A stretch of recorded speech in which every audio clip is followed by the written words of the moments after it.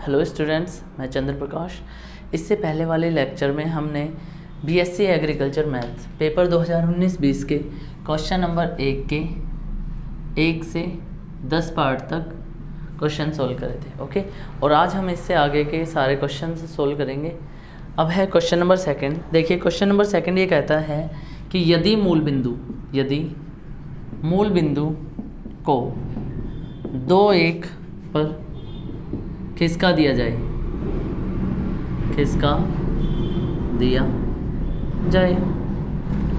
तो नई निर्देशांक प्रणाली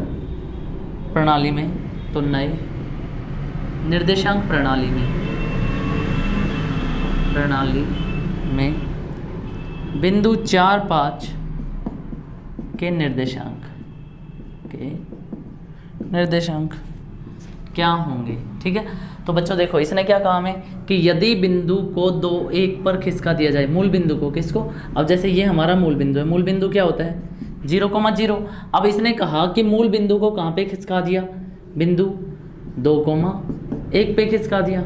ओके, अब यहाँ पे हमें पता है मूल बिंदु के निर्देशांक हम क्या लेते हैं h, k। जब हमने मूल बिंदु को इस पे खिसका दिया तो हमारे पास h तो क्या हो गया 2 और k क्या आ गया 1। आया समझ में। उसके बाद ये कहता है जब हम मूल बिंदु को खिसका देंगे तो ये कहता है जो 4-5 है ये किस बिंदु पे चला जाएगा। तो बच्चों ये है, मान लो ये यहाँ पे चला गया।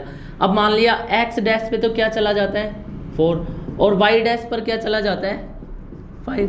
समझ में आया। ये कह रहा है कि अगर हमारे पास ये डंडी है, अगर हम इस पूरी डंडी को उठा के यहाँ रख दें तो ये जो बिंदु था ये तो यहाँ आ गया और ये बिंदु था ये कहाँ चला गया, यहाँ पे चला गया। सिर्फ इसका कहने का मतलब ये है। तो देखो इससे आगे वाला जो बिंदु आएगा, अगर मान लो ये जो 4-5 है ये कहाँ पे सब्सटीट्यूट हो जाएगा, ये मान लिया किस पे सब्सटीट्यूट हो जाता है x, y पे।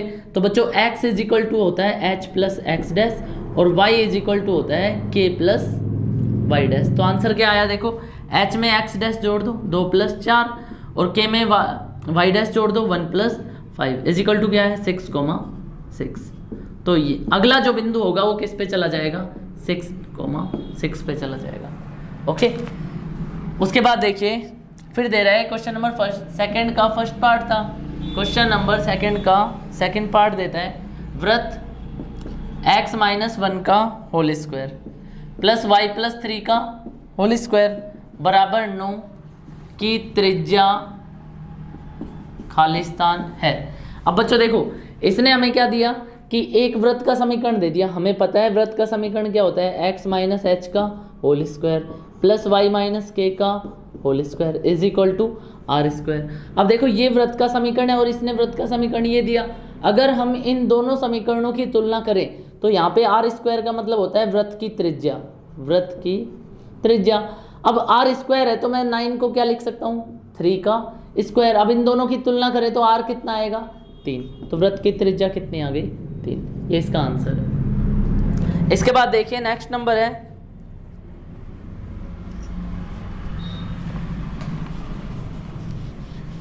इसका नेक्स्ट पार्ट देता है 3 - 2 1 2 2 - 3 0 6 1। ये एक मैट्रिक्स दे दी और इसमें जोड़नी है हमें 2 10 2 -3 -6 8 14 10 और 1।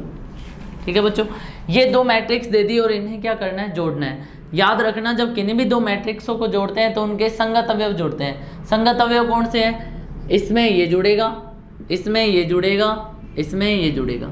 समझ में आया। तो देखिए कैसे जोड़ेंगे 3 + 2 5, शाबाश। -2 + 10, माइनस का 2 और प्लस का 10 क्या बचा प्लस का 8। 1 + 2 3, 2 - 3 माइनस का 1, 2 - 6 माइनस का 4, माइनस का 3 प्लस का 8 5, 0 + 14 14, 6 + 10 16, 1 + 1 2।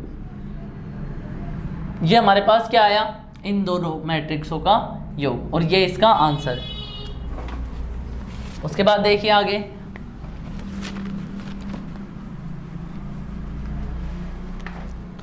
नेक्स्ट नंबर है -2 4 30 10 3 -18 15 -2 और 15। अब ये कह रहा है इसका क्या निकालिए ट्रांसपोज निकालिए। अब बच्चों देखो इसका ट्रांसपोज निकालना है तो याद रखना ट्रांसपोज का मतलब क्या होता है कि हमें जो मैट्रिक्स दे रखी है उसमें जो भी पंक्तियां हैं उनको किस में लिख दो, स्तंभों में लिख दो, बस ये करना है। तो देखिए ये पंक्ति है -2 10 15, तो इसको स्तंभ बना दो, -2 10 15। अगली पंक्ति क्या है 4 3 -2, इसको भी स्तंभ बना दो, 4 3 -2। उससे अगली 30 -18 15, तो इसे भी स्तंभ बना दो, 30 -18 15। समझ में आया? ये क्या कहलाता है, इस मैट्रिक्स का क्या आ गया, ट्रांसपोज। ओके, इसके बाद देखिए नेक्स्ट नंबर है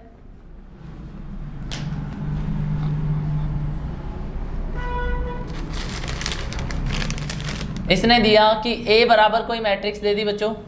A कह रहा है 3 - 2 1 2 2 - 3 0 6 1।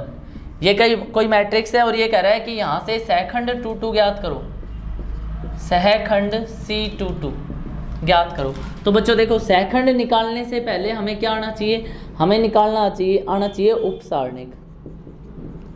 ओके, तो हम सबसे पहले निकालते हैं उपसारणिक किसका, C22 का उपसारणिक। बच्चों C22 का उपसारणिक क्या होगा, देखो C22 जैसे कोई भी आव्यूह दे दिया, आव्यूह में देखो ये होता है A11 A12 A13 A21 A22 A23 A31 A32 A33।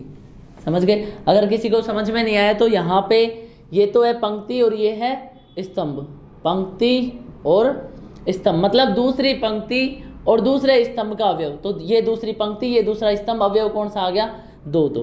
तो C22 का उपसारणिक क्या होता है बच्चों, जिसमें ये अवयव आ रहा है इसको तो क्या कर दो, ये जिस पंक्ति और जिस स्तंभ में आ रहा है उसको छोड़ दो, ये छोड़ दिया और ये छोड़ दिया, मतलब पूरी की पूरी पंक्ति और स्तंभ को ही काट दो और जो बच रहा है वो ऐसे कैसे उठा के इधर सारणिक में लिख दो।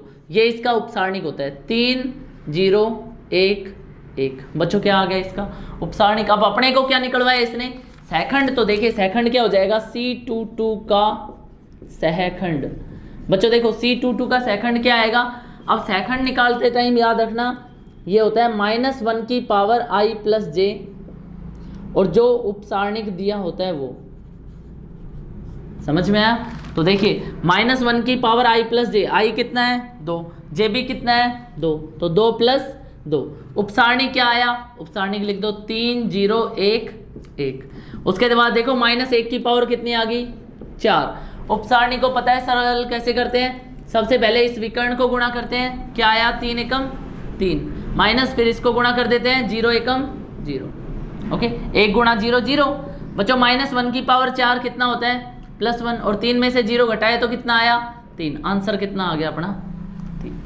समझ में आया? उसके बाद देखिए आगे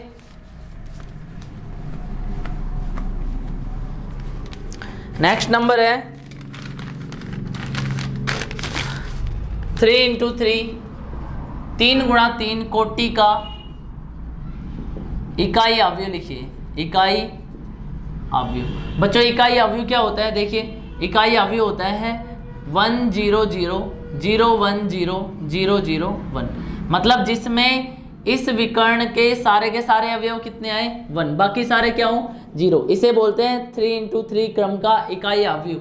अगर तुम लोगों से 2 × 2 क्रम का इकाई अवयव पूछ ले तो 2 × 2 का क्या हो जाएगा 1 0 0 1। ये 2/2 इकाई मैट्रिक्स होती है, आइडेंटिटी मैट्रिक्स। इसे अपन I3 से डिनोट करते हैं और इसे अपन I2 से डिनोट करते हैं। ये 3 × 3 कोटि का इकाई अवयव और ये 2 × 2 कोटि का इकाई अवयव।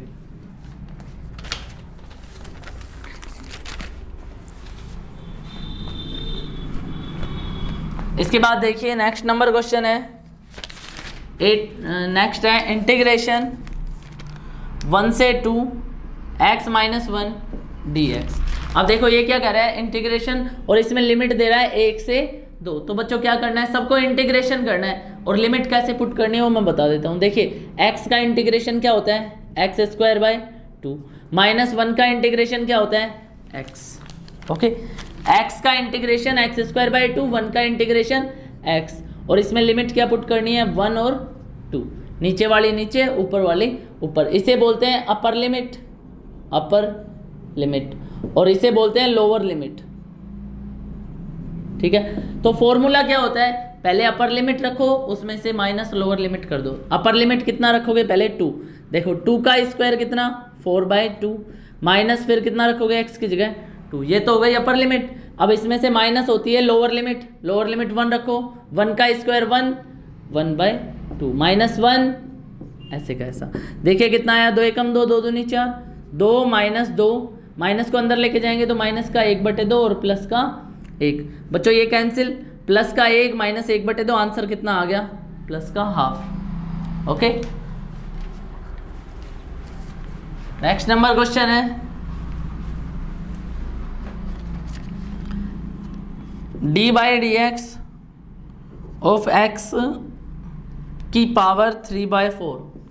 बच्चों ये क्वेश्चन दिया, इसका अवकलन करने के लिए कहा गया। देखिए सबसे पहले तुम लोगों को फॉर्मूला याद रखना है, d/dx ऑफ x की पावर n। बच्चों x की पावर n का अवकलन होता है n आगे आ जाता है और x की पावर में से 1 कम हो जाती है। तो यहाँ से क्या करेंगे, जब इसका अवकलन करेंगे तो 3/4 तो आगे आ जाएगा, पावर आगे आई थी ना, ऐसे ही 3/4 आगे आ जाएगा, x की पावर में से 1 कम हो जाएगी, 3/4 माइनस 1। देखो भाई क्या आया, 3/4, x की पावर एलसीएम कितना आया 4, इसके नीचे भी 1 ले लिया, 4 का भाग 4, 1 गुणा 3, 3 माइनस 1, 1 चौक 4, 4 एकम 4, कितना आया 3/4, और x की पावर कितनी आ गई 3 माइनस 1, माइनस का 1/4, ये इसका आंसर है। नेक्स्ट नंबर है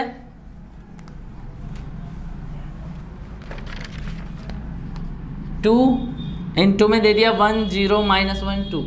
अब बच्चों याद रखना कि अगर किसी भी मैट्रिक्स के बाहर या आव्यूह के बाहर कोई भी संख्या लिखी जाए तो वो इसके हर एक अवयव से गुणा होती है, इससे भी होगी, इससे भी और इससे भी, इससे भी। तो गुणा करके लिख दो। अब 2 को अंदर लेके गए तो 2 एकम 2, माइनस का 2, 0 और 2 दूनी 4, ये इसका आंसर है। उसके बाद देखिए नेक्स्ट नंबर क्वेश्चन है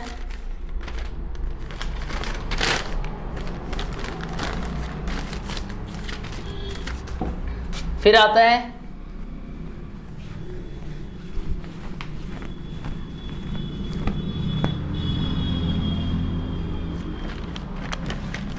क्वेश्चन नंबर 3 का पार्ट फर्स्ट। बच्चों पार्ट फर्स्ट है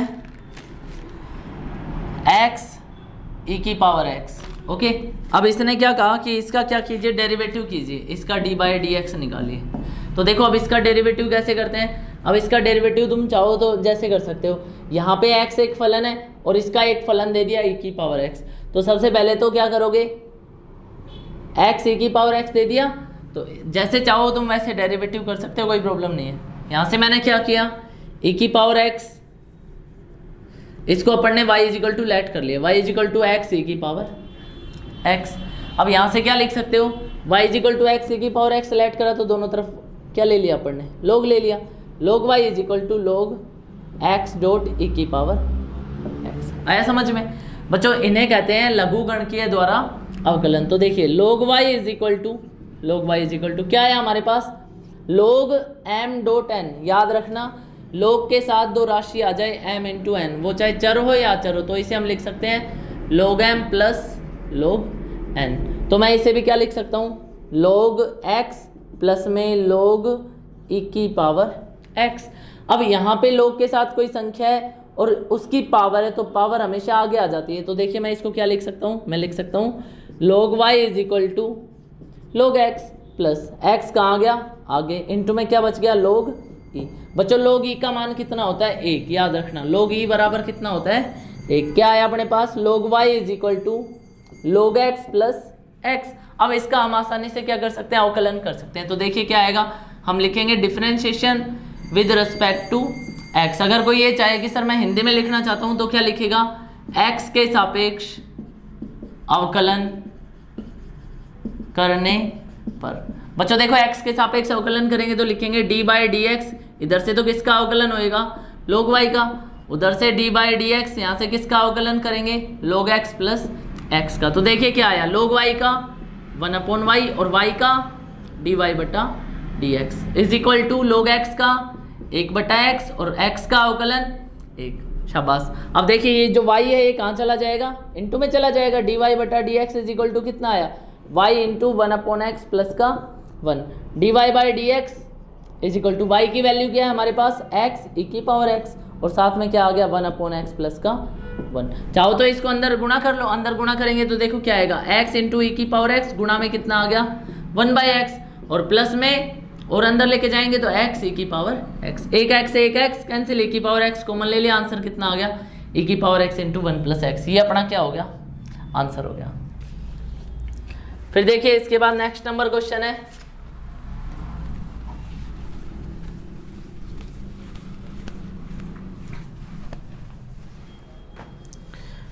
फिर दिया इसने सेकंड पार्ट इसका थर्ड का, x is equal to sine theta, y is equal to cos theta, और इसने क्या कहा क्या ज्ञात कीजिए dy बटा dx ज्ञात कीजिए। तो बच्चों देखो यहाँ से x is equal to sine theta दिया और y is equal to cos theta दिया, तो हम क्या करेंगे इसको अलग से लिख लिया, x is equal to sine theta, इसका डेरिवेटिव कर दो थीटा के रिस्पेक्ट में, dx अपॉन डी थीटा, तो भाई साइन थीटा का क्या हो जाएगा कोस थीटा।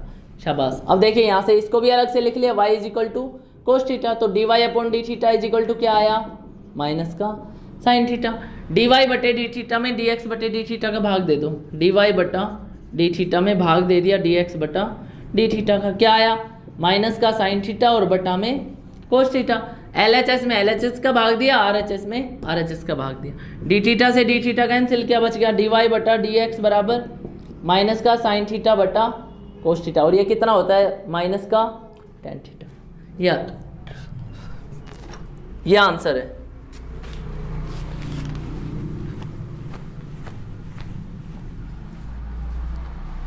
इसके बाद नेक्स्ट नंबर क्वेश्चन है थर्ड नंबर इसका, इंटीग्रेशन e की power 2x plus 3 dot dx। बच्चों देखो इसने दिया e की power 2x plus 3 dot dx, इसका इंटीग्रेशन कैसे करेंगे, हमें क्या करना है यहाँ पे पावर जो दे रखी है उसको t लेट कर लो, 2x plus 3 is equal to t, तो देखो 2 तो ऐसे का ऐसा, x का अवकलन क्या आ जाएगा dx प्लस 3 का अवकलन 0 इज इक्वल टू t का अवकलन dt, अपने पास क्या आया 2 dx is equal to dt, यहाँ पे मेरे पास केवल क्या है dx, तो 2 कहाँ चला जाएगा dt के बटा में, dx इज इक्वल टू कितना आ गया dt बटा 2, इसमें मान रख देते हैं, देखो क्या आएगा इज इक्वल टू इंटीग्रेशन, बच्चों e की पावर इसको हमने क्या मान लिया था t, dx का मान कितना आ गया dt बटा 2, तो 1 बटा 2 तो बाहर आ गया, dt कहाँ आ गया अंदर, इज इक्वल टू 1 बटा 2, ऐसे कैसा e की पावर t का इंटीग्रेशन क्या होता है e की पावर t, और प्लस में समाकलन नियतांक क्या जुड़ गया c, इज इक्वल टू 1 बटा 2, e की पावर t की वैल्यू हमने क्या रखी थी 2x प्लस 3 प्लस का c, ये इसका क्या है आंसर है।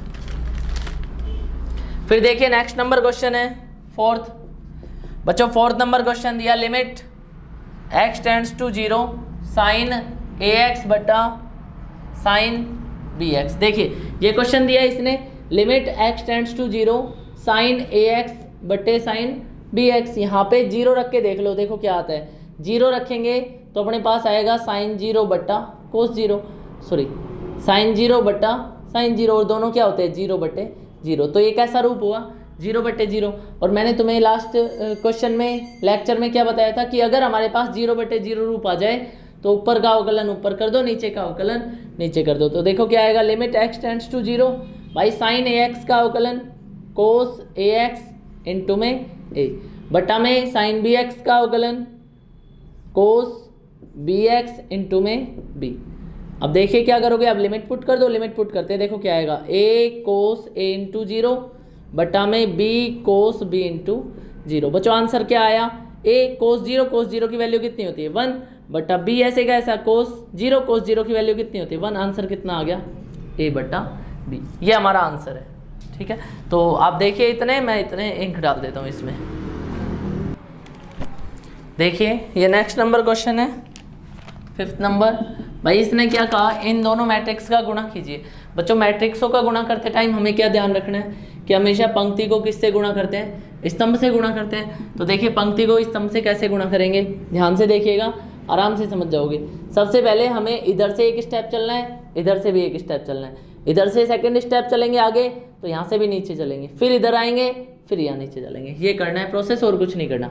-2 इंटू 7 माइनस का 14 plus 1 into 3 3 plus -1 into -5 plus का 5। आगे देखिए -2 इंटू -2 प्लस का 2 1 इंटू 0 0, माइनस 1 इंटू 2 माइनस का 2। ओके, अब ये इस रो का काम खत्म। नेक्स्ट रो पे आते हैं, अगली पंक्ति पे आते हैं। सेम वर्क, 6 गुणा 7, 7 6 42 प्लस 2 गुणा 3 6 प्लस 10 गुणा माइनस 5 माइनस का 50। उसके बाद आगे 6 दूनी 12 माइनस का 12, 2 गुणा 0 0, 10 गुणा 2 20। ओके, तो देखिए क्या आया हमारा सॉल्यूशन। 5 और 3 8, प्लस का 8 माइनस का 14 माइनस का 6, 2 माइनस 2 0, 42 और 6 48 minus 50 is equal to minus का 2, प्लस का 20 माइनस का 12 इज इक्वल टू प्लस का 8। ये हमारा क्या हो गया आंसर। इसके बाद नेक्स्ट नंबर क्वेश्चन देखिए। इसने कहा कि integration x square, question number 4 का सेकंड पार्ट है। इसके बाद फर्स्ट पार्ट करेंगे ना, x square dot log x dx। बच्चों देखो इसका इंटीग्रेशन करना है। अब याद रखना, जब हमारे पास कोई भी दो फलन आ जाए, जैसे एक तो ये अलजेब्रिक फलन हो गया, बीजगणितीय फलन, और ये लघुगणितीय फलन हो गया। जब दो फलन गुणा में आ जाए और उनका समाकलन करने के लिए कह दिया जाए तो हम आइलेट मेथड अप्लाई करते हैं, ILATE। अब आइलेट मेथड क्या कहता है? आइलेट मेथड कहता है ILATE। बच्चों आइलेट मेथड कहता है I फॉर इनवर्स फंक्शन, जैसे sine inverse, L for logarithm, A for algebraic, T for trigonometric, E for exponential चरघातांकीय। तो इस सीक्वेंस में ही हमें नंबरिंग करनी है। तो देखो L लोगरिथम दूसरे नंबर पे आता है और एक्स स्क्वायर एल्जेब्रिक तीसरे नंबर पे आता है। तो मैं क्या करूंगा, जो पहले आता है उसे पहला नंबर दे दूंगा और जो बाद में आता है उसे दूसरा नंबर दे दूंगा। तो याद रखना, integration of first and second, दो फलनों का समाकलन, पहला और दूसरा फलन, इसका समाकलन करते हैं। पहला फलन ऐसे का ऐसा, दूसरे का समाकलन कर देते हैं, माइनस कंप्लीट का समाकलन करते हैं, फर्स्ट का अवकलन करते हैं, इसके साथ सेकंड का समाकलन करते हैं, इसका जो आंसर आता है उसका भी समाकलन कर देते हैं। समझ गए? तो देखो अब इसी सीक्वेंस में मैं इसको लिखूंगा, पहला पद log x ऐसे का ऐसा, log x ऐसे का ऐसा, समाकलन किसका? दूसरे पद का। दूसरा पद क्या है? 2x इंटू में 2x। ओके, सॉरी बच्चों, अवकलन लिख दिया हमने यहाँ पे। एक्स स्क्वायर का समाकलन आएगा x³ 3। उसके बाद माइनस कंप्लीट का इंटीग्रेशन, फर्स्ट का डिफरेंशिएशन, log x का डिफरेंशिएशन बोलो 1/x। उसके बाद इंटीग्रेशन किसका? दूसरे का। दूसरा पद एक्स स्क्वायर का इंटीग्रेशन x³ 3 डॉट dx। एक x से एक x कैंसिल, क्या आया? स्क्वायर। देखियो क्या आया आंसर, log x इंटू में x³ 3 माइनस का इंटीग्रेशन 1/3, यहाँ से क्या बचा? x² dot dx is equal to log x x³ 3 minus 1/3। अब देखो एक्स स्क्वायर का इंटीग्रेशन क्या हो जाएगा? x³ 3 प्लस का 3। ठीक है, अगर किसी को पता है, नहीं पता देख लीजिए। इंटीग्रेशन ऑफ x की पावर n डॉट dx, मतलब x की पावर कुछ भी दे दी जाए तो उसका इंटीग्रेशन लिखा जाता है x की पावर n+1 बटा n+1 प्लस का c। मैंने वही वर्क करा है, एक्स स्क्वायर का इंटीग्रेशन x की पावर 2+1 अपॉन 2+1 3 प्लस का c। ओके, नेक्स्ट नंबर है। इसके बाद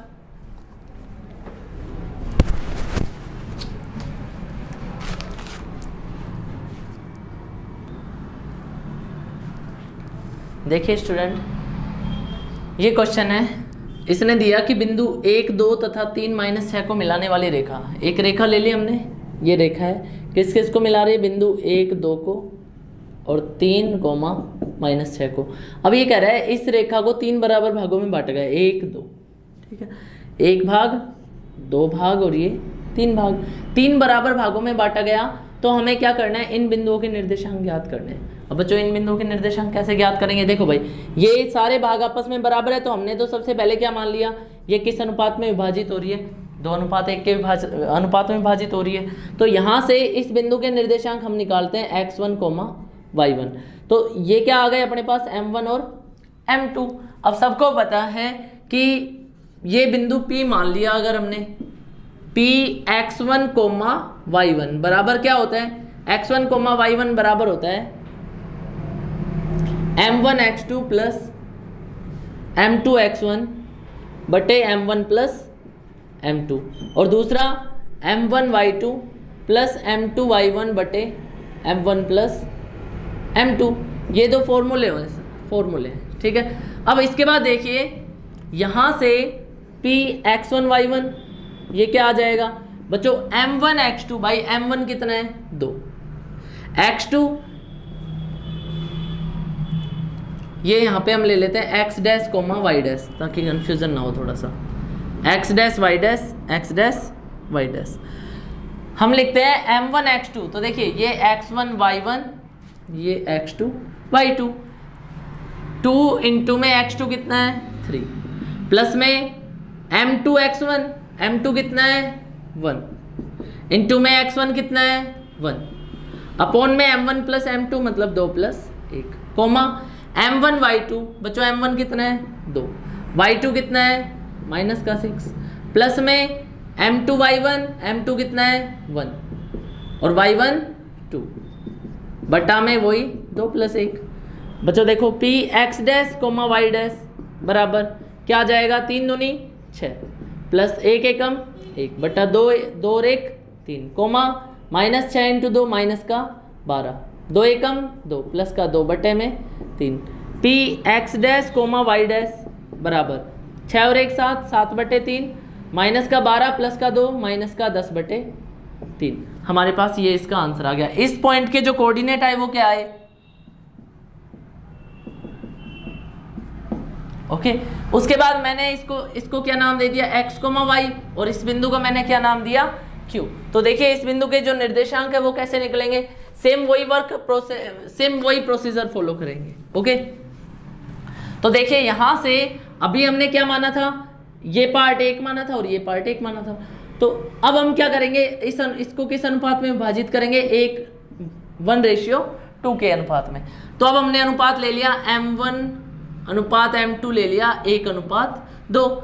x1 y1 क्या है हमारे पास, x1 y1 है 1:2, x2 y2 क्या है, x2 y2 है 3 माइनस का 6। तो बिंदु अब क्यू एक्स वाई निकालेंगे, तो देखिए क्यू एक्स वाई क्या आएगा, क्यू एक्स वाई बराबर वही सेम फॉर्मूला m1, देखिए m1 x2 plus m2 x1 बटे m1 plus m2, m1 y2 plus m2 y1 बटे m1 plus m2।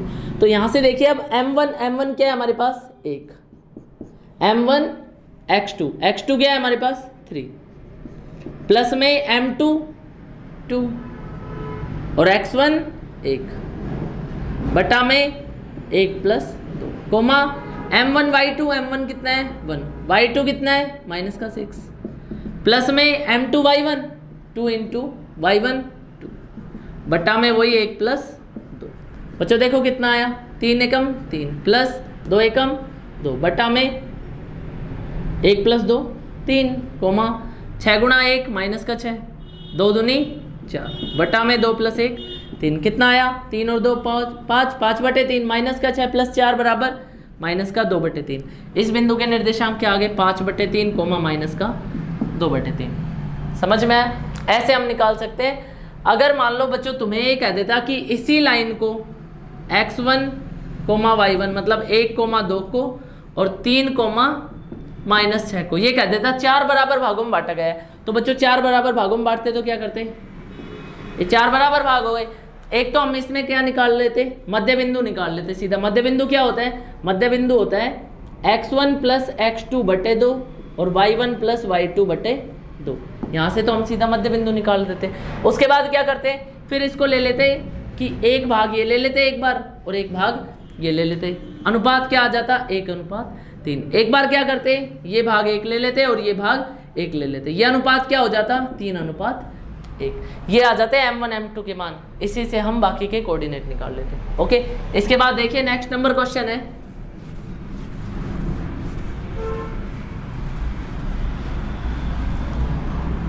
Next question देता है बच्चों e की पावर x का प्रथम सिद्धांत से अवकलन, प्रथम सिद्धांत से अवकलन। तो बच्चों देखो e की पावर x का डायरेक्ट अगर अवकलन पूछ लिया जाए तो e की पावर x एक ऐसा फलन होता है जिसका अवकलन कर लिया जाए तो e की पावर x का अवकलन क्या आता है, e की पावर x ही आता है। अब इसने क्या कहा, प्रथम सिद्धांत से अवकलन करो, तो ये कहता है प्रथम सिद्धांत से अवकलन कैसे करते हैं। तो देखिए इसका प्रथम सिद्धांत से अवकलन लिखते हैं कि limit h tends to 0 f x plus h minus f x बटा में h, इसके अंदर मान रखो। तो देखो क्या है, limit h tends to 0 f of x plus h, जहाँ भी x है वहाँ क्या रख दो x प्लस एच, क्या आया e की power x plus h, minus F of x कितना दे रखा है e की पावर x बटा में h। बच्चों देखो इसको मैं क्या लिख सकता हूँ, limit h tends to 0 e की पावर x प्लस एच को e की पावर x डॉट e की पावर h माइनस का e की पावर x बटा में h इज इक्वल टू क्या आया, e की पावर x कॉमन आया, क्या बचा e की पावर h माइनस 1 बटा में h, और लिमिट क्या है, लिमिट h टेंड्स टू 0। अब यहाँ से मैं क्या लिख सकता हूँ, e की पावर x अलग और limit h tends to 0 e की पावर h माइनस 1 बटा h। यहाँ पे e की पावर x में तो लिमिट अप्लाई हो ही नहीं सकती क्योंकि हमारे पास लिमिट क्या दी है, h टेंड्स टू 0। अब यहाँ से देखो इसको अगर हम सोल्व करते हैं, e की पावर h माइनस 1 बटा h limit h tends to 0। बच्चों इसके अंदर मैं लिमिट पुट करता हूँ तो देखो क्या आएगा, e की पावर 0 माइनस 1 बटा 0, और e की पावर 0 कितना होता है 1, 1 माइनस 1 बटे 0 बराबर 0 बटे 0। अगर 0 बटे 0 रूप आ जाए तो हम क्या करते हैं, एल हॉस्पिटल रूल अप्लाई करते हैं। एल हॉस्पिटल रूल क्या कहता है, ऊपर का अवकलन ऊपर कर दो और नीचे का अवकलन नीचे कर दो। तो देखिए limit h tends to 0 e की पावर h का अवकलन, e की पावर h 1 का अवकलन 0 बटा h का अवकलन 1, हमारे पास क्या आया, limit h tends to 0 e की पावर h, और अब लिमिट पुट करेंगे तो हमारे पास क्या है, e की पावर 0 इज इक्वल टू 1। इसका मतलब डायरेक्ट हम सीधा इसका आंसर कितना लिख देंगे, e की पावर x इंटू 1। आंसर कितना आ गया, e की पावर x। ये होता है प्रथम सिद्धांत से अवकलन।